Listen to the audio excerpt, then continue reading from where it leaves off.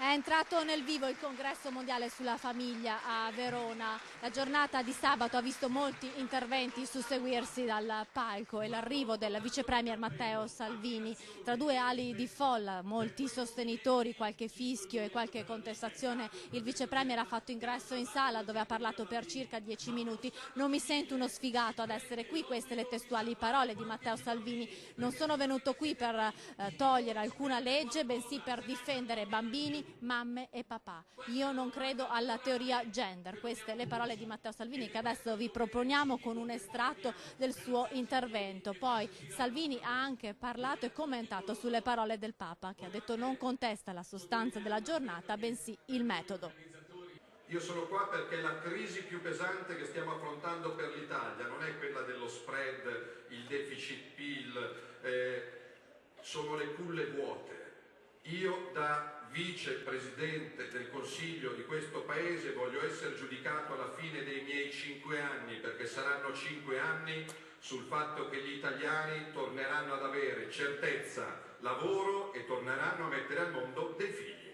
Perché un paese che non fa dei figli è un paese che muore. Che lo dico col massimo rispetto a qualche distratto amico di governo che pensa che ci sia qua dentro un ritorno al passato. Qua dentro si prepara il futuro, qua dentro si guarda avanti, non si guarda avanti.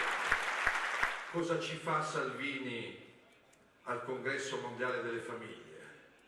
Come se i milioni di genitori separati o divorziati avessero un titolo in meno, anzi, devono essere aiutati un pochino in più rispetto a tutti gli altri per mantenere il legame con la loro famiglia, con i loro figli, con i loro parenti, con i loro nonni. Ognuno a casa sua fa quello che vuole, però è mio dovere, è mio diritto, da papà, da italiano, da uomo e da ministro, difendere i diritti di coloro che non hanno voce, i bambini, rimettere al centro i bambini.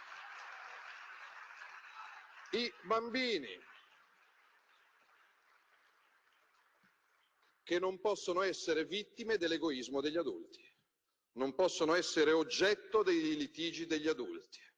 Occorre modificare il diritto di famiglia, sì, perché gli adulti possono litigare, perché un matrimonio purtroppo può finire, ma gli unici che non devono essere tirati in ballo nel litigio degli adulti devono essere i bambini, che devono continuare ad avere una mamma, un papà e dei nonni, non un genitore 1, un genitore 2, perché io sono un papà, non sono un genitore 1, un genitore 2.